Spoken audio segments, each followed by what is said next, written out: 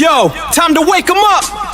Bonjour et bienvenue sur Discover 360. J'espère que cette chaîne vous plaira. Elle est consacrée à l'intelligence artificielle, au voyage et à la tech. Yo, check the mic, 1, 2. N'oubliez pas de souscrire. Bonne écoute. Next cipher begin. Léa, une menace pour l'emploi? C'est la question du moment.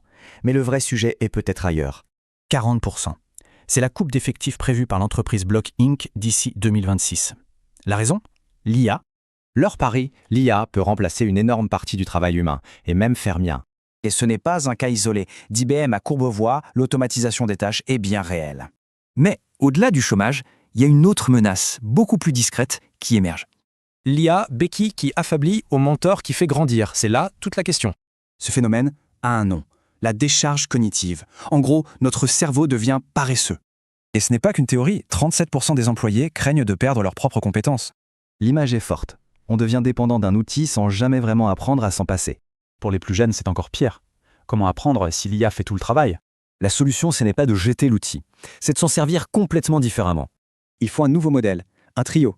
Le junior, son superviseur et l'IA comme partenaire. L'IA devient alors une sorte de partenaire d'entraînement, disponible non-stop et qui ne juge jamais. Concrètement, ça donne un processus structuré où l'humain garde le contrôle sur la machine. Le plus grand changement, ce n'est pas l'outil, c'est la compétence qu'on va rechercher qui évolue. Avant, la valeur, c'était l'exécution. Demain, ce sera le jugement, évaluer le travail de l'IA. Et pour ça, il faut un esprit critique aiguisé et une vraie maîtrise des fondamentaux. Au final, l'objectif n'est pas le remplacement, c'est bien une collaboration augmentée, plus intelligente. Alors, le futur rôle, ce sera coder ou prompter. En fait, un peu des deux, mais surtout savoir juger.